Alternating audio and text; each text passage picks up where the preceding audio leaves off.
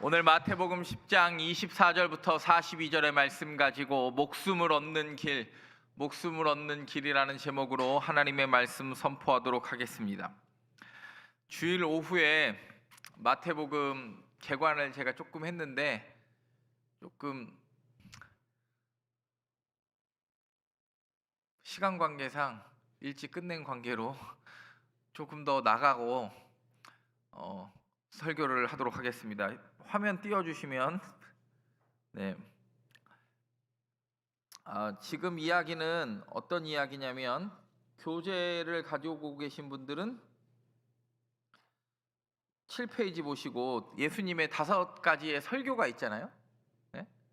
예수님의 5가지 설교가 있는데 5가지 설교 뒤에 붙어 있는 삶에서의 이야기가 어떻게 전개되는지를 한번 큰 틀에서 보고 저와 여러분이 오늘 하나님의 말씀 듣는 시간 갖도록 하겠습니다. 우리가 첫 번째 설교는 이미 들었습니까? 안 들었습니까? 네, 그게 첫 번째 설교가 산상수훈이에요. 5장부터 7장까지. 그리고 설교하고 8장 9장에 10가지 이적을 중심으로 한 이야기가 나오고, 오늘 새벽과 오늘 이 저녁에 우리가 읽은 본문은 10장은 제자 파송 설교예요. 그러면 여러분들이 보시면 설교가 이루어지면 여러분, 우리가 예배는 끝이 아니고 예배를 드렸으면 2부 예배가 있잖아요. 2부는 삶에서 드려지는 거죠. 아니, 여기서 예배를 드렸으면 실질적 예배는 삶에서 드려지는 것 아닙니까? 그래서 하나님의 말씀, 저자 직강 예수님의 설교를 들으면 무슨 일이 발생을 하냐면, 그러면 이 이야기 설교가 어떻게 적용되는지를 내가 삶에서 찾게 되잖아요. 아니, 거짓말 하지 말라고 이야기했으면 거짓말을 10개 하다가 1개를 줄여야 돼요? 다 줄여야 돼요? 근데 그게 참 어려워요. 다 줄이는 건 어려운데, 여러분, 이런 사람은 담배를 못 끊어요. 어떤 사람이 담배를 못 끊냐면, 내가 하루에 1가지씩 줄여서 끊겠다 하는 사람은 담배 못 끊어요. 평생 못 끊어. 어떤 사람하고는 친구를 사귀지 말래요? 담배 끊는 사람이랑 살 뺀 사람은 너무 독한 사람이니까 사귀지 말라 그랬잖아. 저는 독한 사람은 아니니까. 저는 담배를 핀 적은 없잖아. 살만 뺀 거지. 근데 여러분, 오늘의 이야기를 잘 보시면 첫 번째 교차가 뭐냐면, 산상수훈의 이야기가 누구 나라 백성? 하나님 나라의 백성의 정체성에 관한 이야기를 쭉 하면서 8장 9장의 기적의 이야기를 쭉 하면서요, 나병 환자, 중풍병자, 그 다음에 백부장의 종 치유하는 거, 베드로의 장모 치유하는 거, 그 다음에 귀신 들린 자 치유하는 거, 눈먼 맹인 2사람 치유하는 거, 그게 이제 쫙 붙어요. 왜요? 원수도 뭐 하라고 그랬어요? 사랑하라고 그랬으니까 이방인인 백부장도, 로마인 백부장도 뭐 하신 거예요? 그렇지. 아니, 설교를 해놓고 원수 사랑 하지 말라고 그랬어? 하라고 그랬어? 그러니까 원수도 사랑하는 걸 예수님이 먼저 보여준 거예요. 그리고 죄인들과 식사하는 걸 보여주는 거예요. 그리고 근심하지 말라, 솔로몬의 입은 옷도 입고만 하지 못할 거다. 산상수훈에서 설교했으니까 풍랑도 잠잠해서 네 인생의 모든 풍랑도 나만 붙들면 괜찮아. 실제로 보여주는 거예요. 말씀을 믿고 갔더니, 그리고 긍휼이 뭐보다 낫다? 제사보다 낫다 그러니까 누구랑 식사해요? 그렇죠. 세리와 죄인과 창기들과 식사하면서 이게 진짜 예배다, 이 사람들과 함께 사는 게 진짜 예배다, 예수님이 이렇게 이야기하시는 거예요. 그러면 오늘 새벽과 오늘 저녁의 본문인 무슨 설교? 제자 파송 설교. 오늘 뭐예요? 제자가 제가 그랬죠. 마태복음만 12제자를 부르는 것과 파송이 한 장에 다 나오는 건 어느 복음서밖에 없다고 그랬어요? 마태복음밖에 없다고 그랬잖아요. 10장에 부르는 것과 파송이 다 한꺼번에 나오는데 능력 있는 사람 불렀어요? 능력 없는 사람 불러서 쓰는 거예요? 능력 없는, 그러니까 원래 나는 능력이 없다 생각하면 주가 부르신 줄 알면 돼. 꼭 자기가 이렇게 고개를 빳빳이. 근데 사람이 그게 참 자신의 능력 없음을 이야기하기 쉬워요, 어려워요? 목사도 어려워요. 목사가 설교해놓고 내가 재워놓고 쟤는 왜 저러나 그런 마음이 들어요, 안 들어요? 그리고 오늘 막 새벽에 기도하시는 분이 마태복음을 목사님께서 재미있게 설교해 주신 이 감사, 그렇게 기도하니까 막 갑자기 설교하기 전부터 막 입꼬리가 올라가면서 어쩔 수 없어. 또 저기 은혜 받았다고 하면 거짓말하는 거 알면서도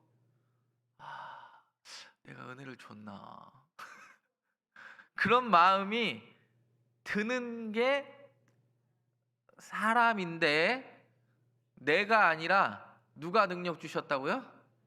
주가, 보내시는 이가, 파송한 이가 능력 줬다고 새벽에 말씀드렸죠. 그래서 오늘 성경은 이 10장은 뭐를 이야기하냐면 비단길 깔아놨대요, 가시밭길이래요. 이게 참 힘들어. 내가 너희를 보내는데 비단길 깔아놓은 게 아니라 너희를 가시밭길이고 너희를 멸시하고 조롱하고 그거 두려워하지 말고 그냥 발에 먼지 떨어버리고 그걸 다 끝내야 되는데, 인간인지랑 저기 그렇게 마음이 돼요, 안 돼요? 목사도 이렇게 다 이렇게 보면 똘망똘망하게 설교 잘 듣는 성도에게 눈길이 가. 어쩔 수 없나 봐.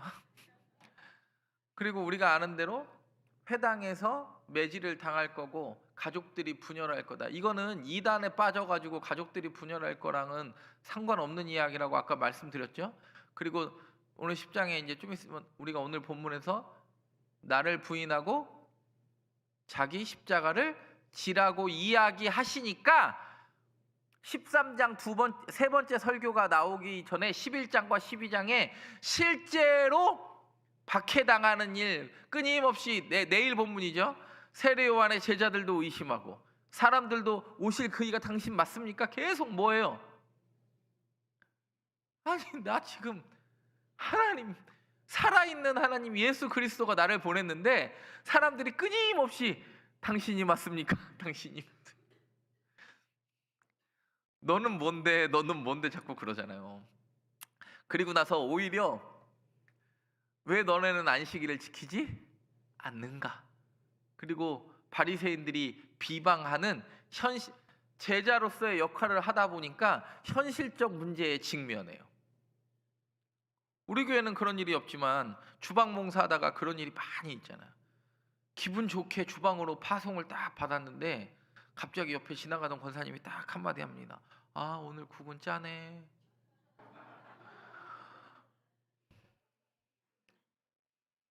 그러면 속으로 어떤 마음이 들어요? 내가 음식을 짜게 했구나. 내가 나이가 들어서 간을 잘 못 봤구나. 그런 마음이 들어요. 저런 얘기 할 거면 그냥 오지를 말지, 이런 마음이 들어요. 우리 교회 얘기는 아니니까 뭐 상상하실 필요는 없어요. 실제로 제자 파송하고 나서 엄청난 문제에 직면해요. 누구부터 직면하냐면 파송한 예수부터 공격을 해요. 네 보낸 선지자 그 사람 맞아? 이거부터 문제가 삼으니까 막 사람들이 미치고 발짝 뛰겠다. 세 번째, 13장부터는 몇 번째 설교예요? 이제 드디어 13장은 여러분, 마태복음 13장은 그냥 외우세요. 다른 거 다 몰라도 괜찮아. 이거는 천국 비유예요. 천국은 이거 다 우리가 아는 천국 비유는 다 마태복음 13장에 나오는 이야기예요. 씨 뿌리는 자의 비유, 가라지 비유, 누룩 비유. 하나님 나라는 쉽게 얘기해서 눈에 잘 보여요, 안 보여요? 예. 근데 어느 순간 너무 내 인생을 집어삼킬 만큼 커져 있는 나라예요. 나에게 영향을 줄 수 없는 나라라고 내가 생각했는데 내가 어느 순간에 보니 그것이 나를 집어삼킬 만큼 영향을 줄 수 있는 나라예요. 여러분 부활의 소망 믿으시죠? 그러니까 그 천국은 원래 작은 나라였다 이야기하면서, 그리고 밭에 감추인 보화와 같다, 내 전부를 바꿔도 아깝지 않는 보물이다 13장에 이야기하니까, 드디어 14장부터 17장에는 세례 요한이 목숨을 걸고 바꾸고, 베드로가 빌립보 가이사라는 황제 숭배 사상이 넘치는 곳에서 주는 그리스도시요. 이때 퀴리오스라는 말은 황제한테만 쓸 수 있는 말이라고 말씀드렸죠. 그때 그리고 변화산에 올라갔는데 옷이 휘어져 빨래하는 사람이 이렇게 할 수도 없고, 누가 나타나요? 모세와 엘리야가 나타나요. 그리고 누구에게까지? 마태복음은 끊임없이 이방인과 유대인을 구별하는 것처럼 너희도 이방인과 같이 하려느라 이렇게 이야기하다가 심지어 누구까지 구원을 받습니까? 가나안 여인. 네, 뭐라고 그래요? 부스럭이라도. 내가 개와 같은 존재인데 개도 주인의 상에서 떨어지는 뭐는 먹는데요? 부스러기는 나는 그런 개만도 못한 존재라는 누군가는 또 인정을 할 만큼 예수님이 커졌어요, 작아졌어요? 베드로가 신앙 고백하고 세례 요한이 목숨을 내어놓고도, 그리고 심지어 멸시받는 가나안의 여인까지도 스스로를 개라고 여길 만큼 누가 너무 커졌어요. 뭘 들으니까? 천국 비유 설교를 듣고 나서 그 이야기를 쫙 해줘요. 여러분 흐름이 좀 이해가 되시죠? 그리고 나서 네 번째 설교는 우리가 이제 제자 공동체 설교라고 하는데, 교회 안에 지금으로 말하면 살다 보면 교회 안에서 싸워요? 저기 지나가던 갑자기 오뎅 하나 먹고 있던 사람하고 싸워요? 매일 카톡 전화 연락하는 사람하고 싸워요? 생전 전화 안 하던 사람하고 싸워요? 그 이야기를 하는 거예요. 이미 베드로도 세례 요한도 심지어 가나안 여인까지도 예수를 주로 고백하는 그게 있었는데, 제자 공동체 안에서도 천국이 이루어졌어요, 못 이루어졌어요? 근데 그 천국은 제자 공동체 안에서 누구를 실족하지 않는 게 천국이래요? 형제를 실족하지 않는. 그래서 여기서 연자맷돌 이야기가 여기서 나와. 그리고 나서 이야기합니다. 끊임없이 사람을 뭐하고 왜요? 지도자들은 용서가 있어요? 겸손하지 못하고 잃은 양에게로 가라. 그리고 나서 실제로 이스라엘 종교 지도자들과 예수님이 충돌하셔요.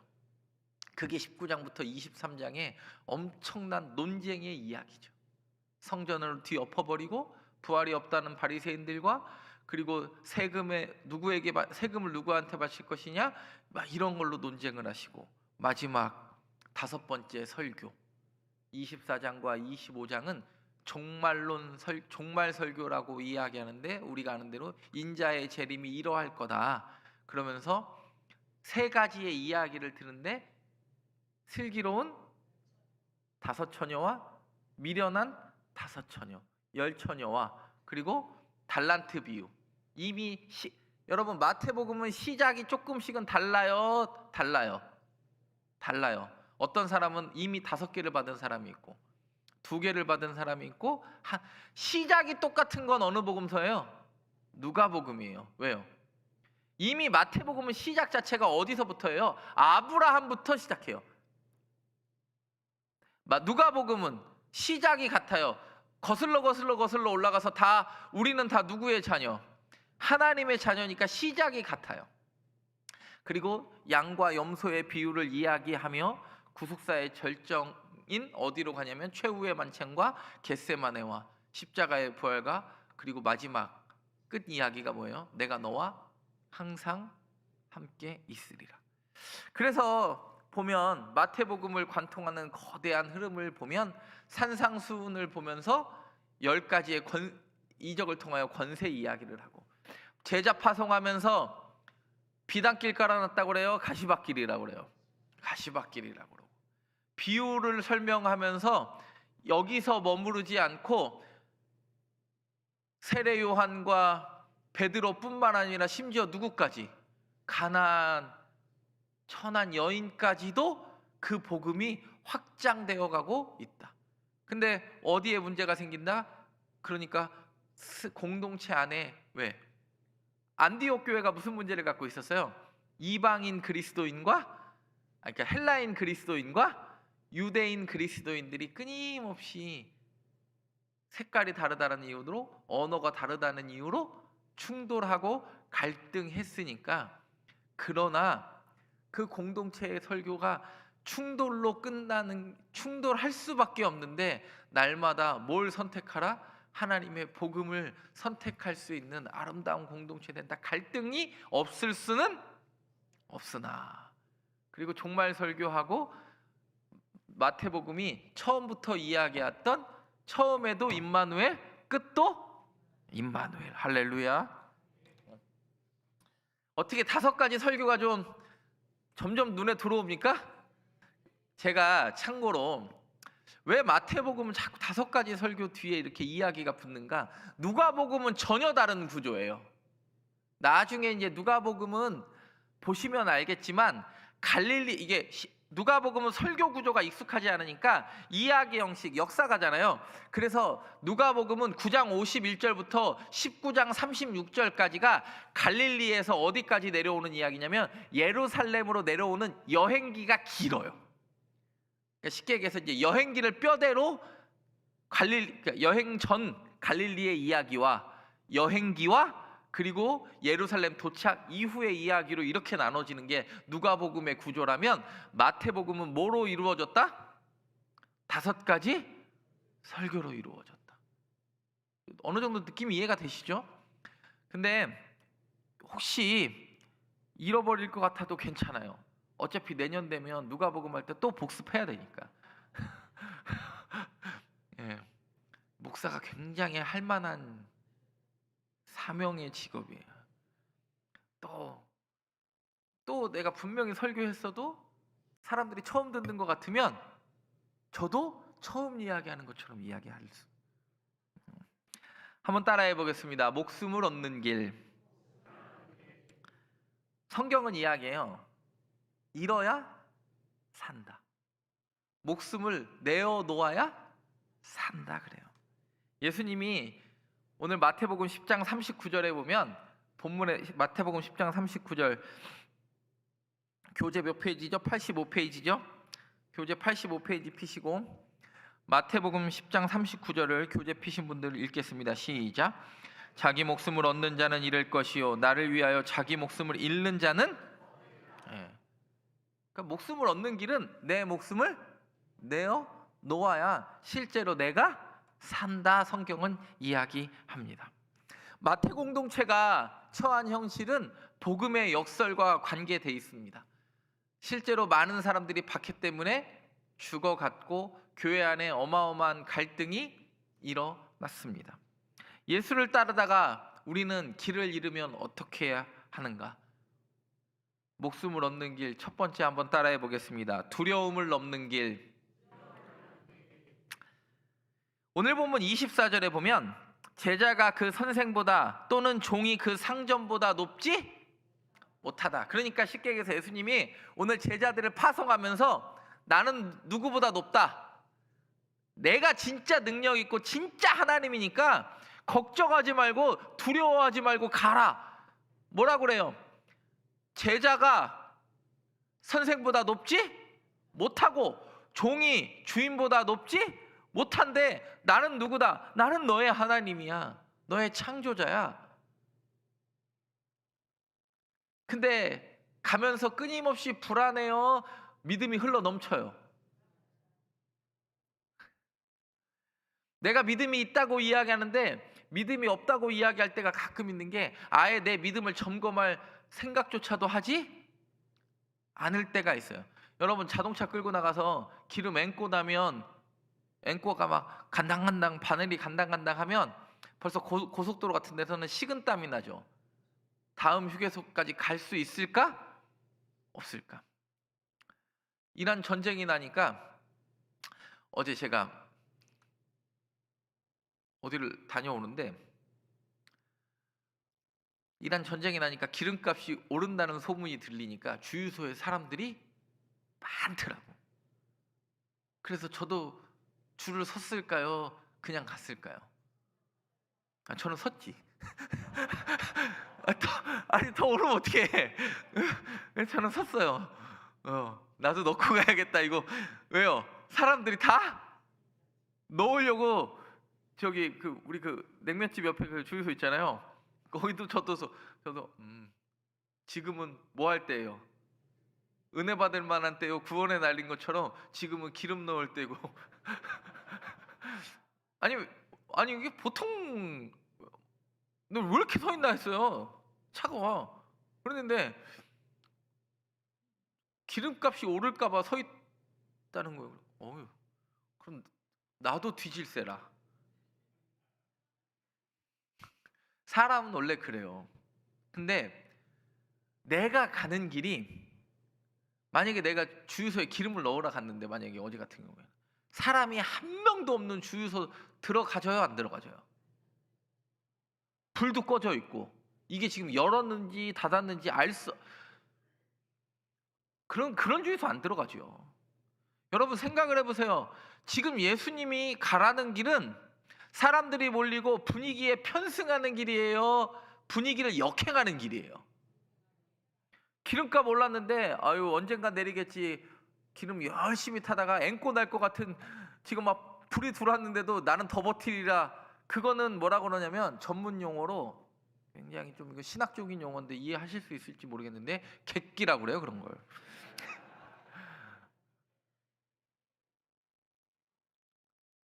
근데 예수님은 오늘 뭐라고 이야기하냐면 야 내가 너를 보낸 사람이 내가 너희를 지금 파송하면서 너를 보낸 내가 능력이 많아.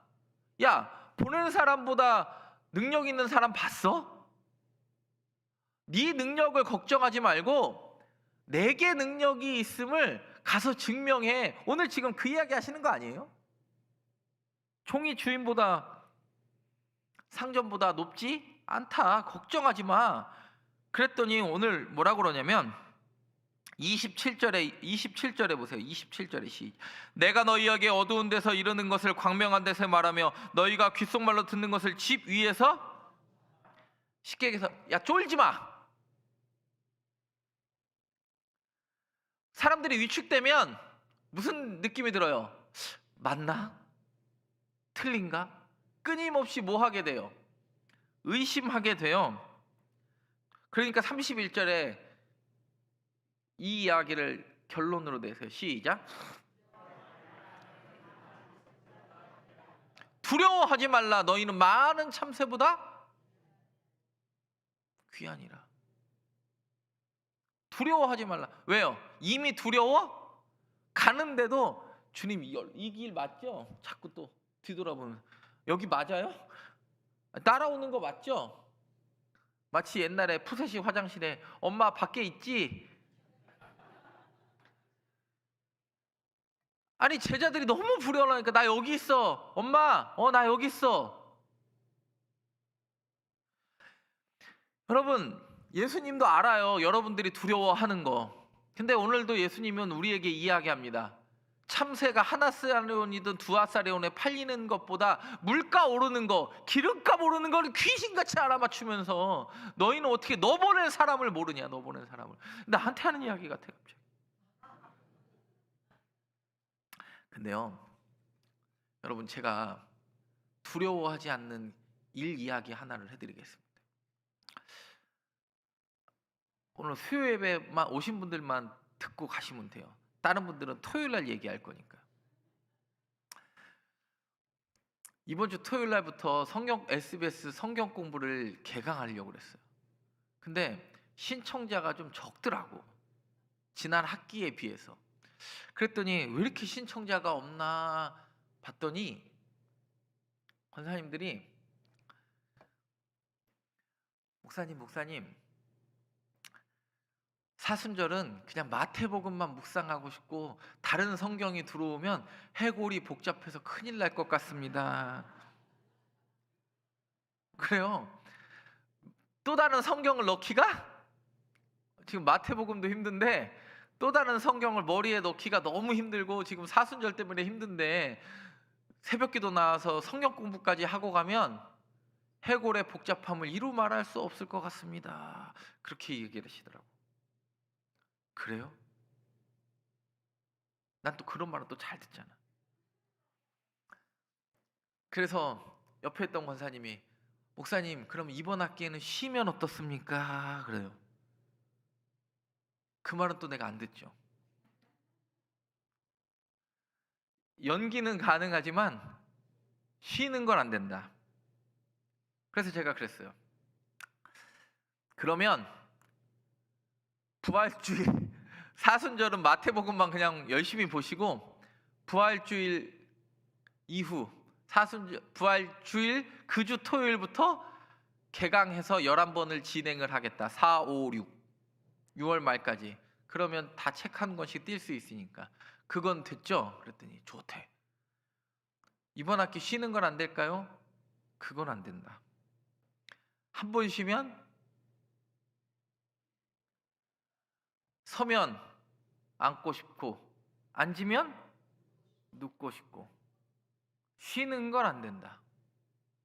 그러나 마태복음을 열심히 공부하신다고 말씀하시니까 마태복음 열심히 하시고 4월부터는 각자의 성경 공부를 또 열심히 하시기를 축복하면서 제가 보내드렸어요. 예, 그러니까 여러분 너무 두려워하지 마세요. 내가 토요일 날 또 성경 공부해야 되고 교구 목사님 얼굴이 아른아른거리고 막 김진수 목사님 얼굴이 아른아른거려도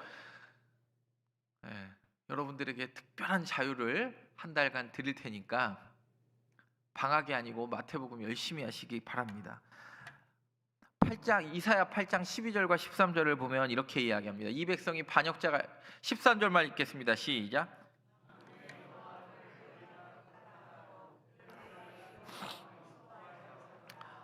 너희는 그들이 두려워하는 것을 너희는 두려워하지 말며 놀라지 말고 만군의 여호와 그를 너희가 거룩하다 하고 그를 너희가 두려워하며 무서워할 자로 삼으라. 누구를 무서워하라고요? 너 보낸 사람 무서워라고요. 이사야한테 이야기하는 거예요. 야, 이사야한테 하나님이 뭐라 그래요? 야, 너 쫄지 마.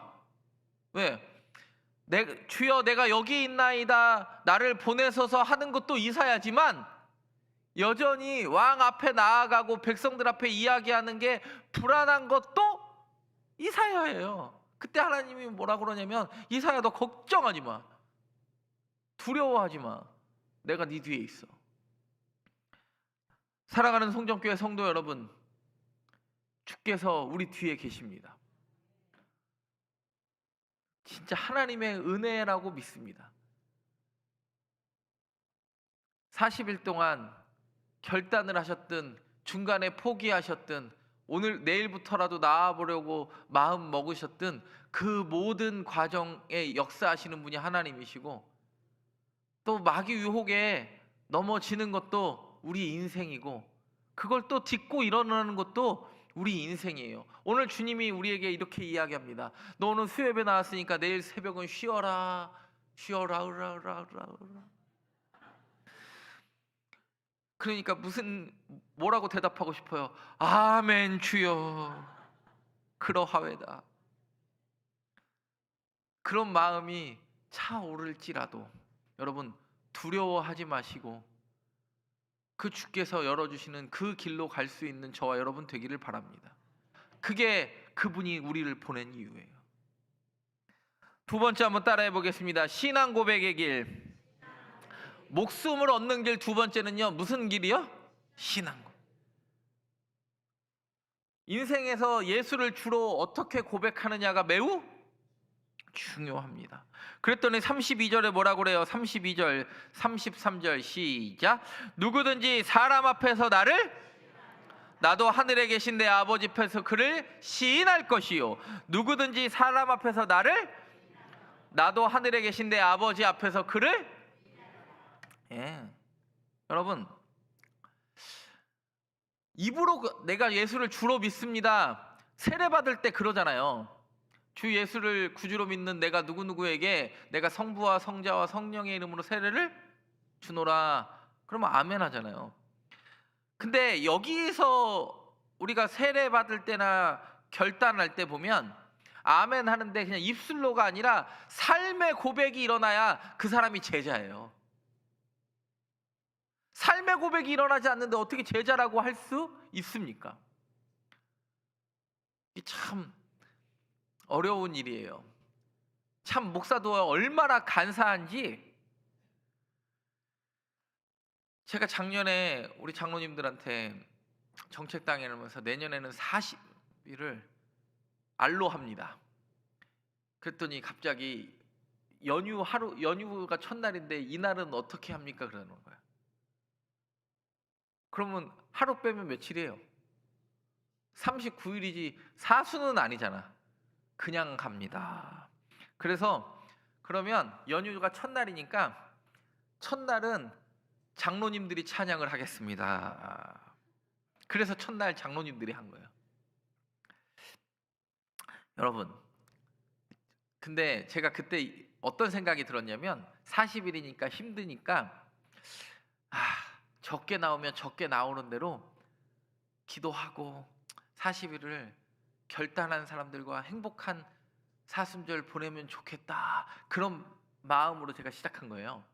근데 불안한 마음이 있는데 항상 무슨 생각이 드냐면, 목사가요, 무슨 생각이 드냐면 주일만 되면 사람들이 내일 사순절인 거 잊어버리면 어떡하지? 주일 예배 여기 앉아있으면 무슨 생각부터 드냐면, 이 사순절 광고를 더 세게 해야 되는데 이거 지금 사람들이 사순절인 거 까먹으면 어떻게 해서 내일 저기 알람을 꺼놨으면 어떡하지? 그런 막 불안한 마음이 들고 그래요. 괜히 시작했나? 나는 한 명이라도 나와도 그분과 행복하게 사순절을 정말 복음서와 함께 묵상하며 가리라 그랬는데, 사람이 얼마나 간사하니 진짜 호떡 뒤집듯이 마음이 요랬다 저랬다. 근데 누가 진짜 평안을 주시는지 아세요? 하나님이 주시는 거예요. 그렇게 뭐 많이 올지도 몰랐지만 하나님께서 기도하는 백성을 이미 목사에게도 보여주시고 우리 교인들에게도 보여주셔서 성종교회가 기도하는 교회고 말씀이 살아있는 교회고 여전히 예수를 주로 고백하는 교회 위에, 이 고백 위에 반석된 교회를 세우리라. 하나님이 놀라운 그 길을 우리에게 보여주셨기 때문에 저와 여러분이 새벽을 깨우는 줄 믿습니다. 로마서 10장 9절과 10절에 이렇게 이야기합니다. 시작. 또 하나님께서 그를 죽은 자 가운데서 살리신 것을 내 마음에 믿으면 구원을 받으리라. 사람이 마음으로 믿어 의에 이르고 입으로 시인하여 구원에 이르느니라. 아멘. 입으로 시인한다라는 거, 이때 로마서가 쓰여질 때나 마태복음이 쓰여질 때는 내가 예수를 주로 고백하는 순간 뒤지는 거예요. 그냥 지금 내가 예수 믿는다 이런 게 아니잖아요. 내가 입으로 시인하는 순간 내 목숨과 바꿀 순간이 내 앞에 놓여 있을 수 있는데 그 담대함이 그들에게 있는 거예요. 제자 파송에게 이야기합니다. 너가 시인하면 내가 하늘에 계신 내 아버지 앞에서도 시인하고, 너를 부인하면 내가 쟤도 하늘에 계신 내 아버지 앞에서 부인하리라는 건, 그때 당시의 상황을 뒤집어 보면 내 목숨과도, 내 문 앞에 있는 목숨과 바꿀 수 있는 결단이 신앙 고백과 맞바꾼 거예요. 여러분, 우리가 평생에 그 길 가기를 바랍니다. 어떤 자녀가 이뻐요? 어떤 자녀가 이뻐요?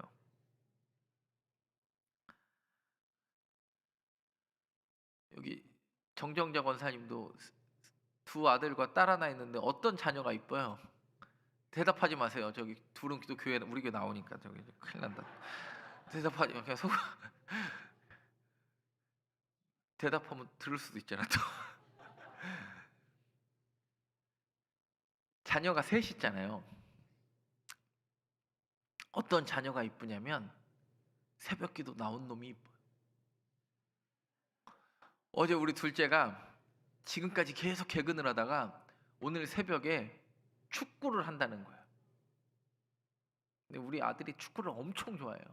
신발을 사주면 3개월 이상을 간 적이 없어. 그냥 맨날 학교에서 볼을 차니까. 자기는 축구를 재방송을 보라고 그랬어요. 아빠는 야 갔다 와서 재방송을 보면 되잖아. 저는 운동을 전혀 안 좋아하잖아요. 여러분 아시다시피. 재방송을 보면 되잖아. 그랬더니 재방송은 의미가 없대. 그래서 내일은 온라인으로 드리겠대. 그래서 제가 그랬어요. 야 네가 지금 온라인으로 드리는 건 뭐예요? 예배를 드리겠다는 거예요? 온라인으로 출석 체크만 하고 축구를 보겠다는 거예요? 야 그러면 그건 아니지. 야 그래도 아빠가 목사인데 애한테 편법을 가르칠 수는 없잖아요. 야 그건 아니지. 그랬어요. 근데 우리 아들이 완고하시길래 제가 그랬어요. 그러면 알아서 해. 근데 아빠는 네가 혹시 내일 새벽기도 나오면 네가 해달라는 걸 해주고 싶은 마음이 생겨. 그랬어요. 그래서 우리 둘째가 나왔을까요? 안 나왔을까요? 우리 집에서 지금 개근하는 건 제 아내랑 둘째만 있어요. 우리 막내도 자기는 이제 학교 가야 되니까 언제만 나온다고 하냐면 토요일만 나가겠다고 해요. 아주 그냥 뻗어서 대자로 주무셔요. 얼마나 깨우고 싶은지 몰라요. 새벽기도 나올 때 나만 나가는 것 같아가지고. 근데 여러분 생각을 해보세요. 신앙 고백은요 쉬운 거 아니에요. 내가 하고 싶은 거 내려놓고 내가 하고 싶은 것보다 더 큰 예수가 보여야 되는데 축구가 너무 재밌을 나이잖아요. 이해를 못하는 바는 아닌데 그냥 그 아들이 이쁘더라.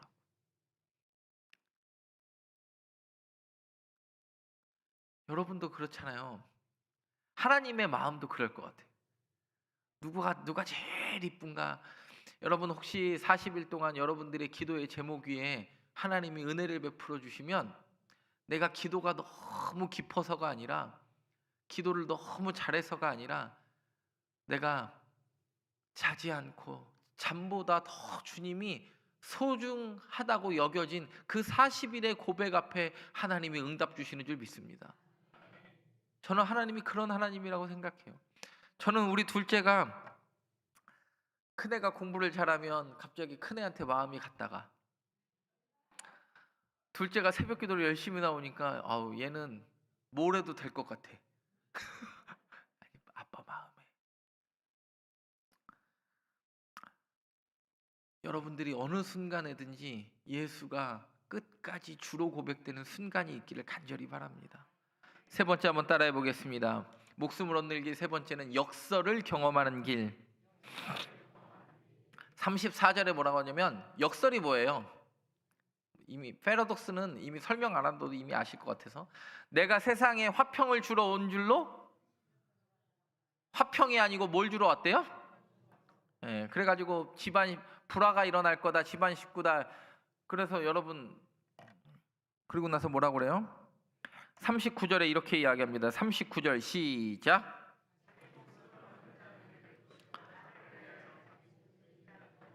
예, 이게 역설이죠. 내가 내 목숨을 내놔야 진짜 산다. 누구든지 자기 십자가를 지고 나를. 여러분 십자가가 너무 힘든 길이에요. 비판의 길이고 애통의 길이고 고통의 길을 우리는 반드시 지나야 부활의 영광을 봅니다. 그리고 나서 뭐라고 이야기합니까? 41절 42절에 똑같은 이야기예요. 선지자의 이름으로, 그 다음에 제자의 이름으로. 41절 시작. 선지자의 이름으로 선지자를 영접하는 자는 선지자의 상을 받을 것이요, 의인의 이름으로 의인을 영접하는. 42절 시작. 또 누구든지 제자의 이름으로 이 작은 자 중 하나에게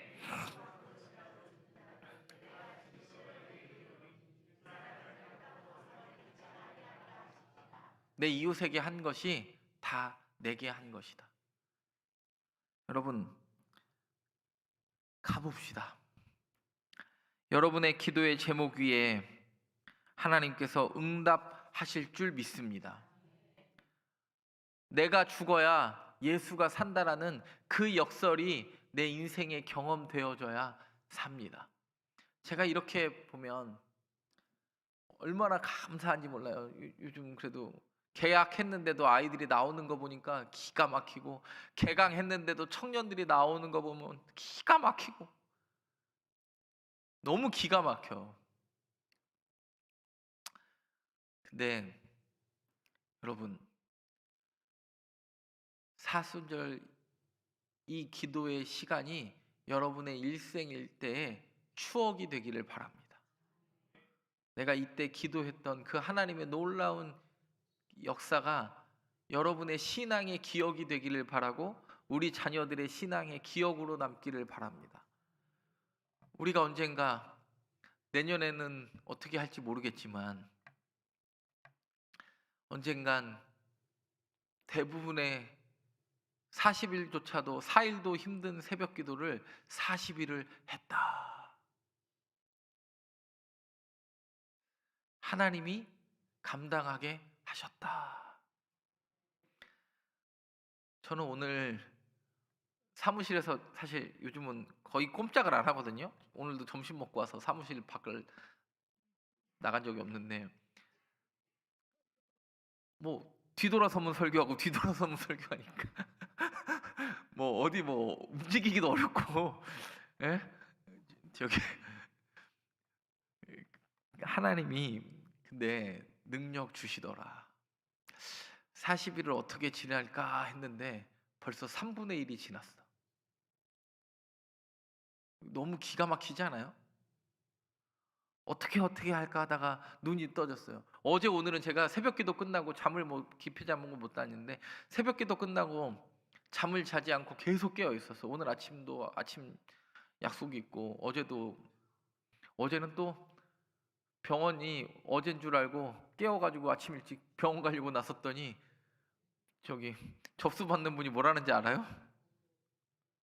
명단에 없대요. 아니요, 내가 이렇게 카톡이 왔는데. 근데 뭐만 보고 달려간지 아세요? 아침에 화요일만 보고 달려간 거야. 근데 이번 주 화요일, 어제 화요일이 아니라 다음 주 화요일, 일주일 전에 보낸 카톡을 보고 아이고 오늘인가 보다 달려갔더니 명단에 없대. 여러분, 가끔 목사들이 이렇게 정신없이 삽니다. 근데 마태는 말합니다.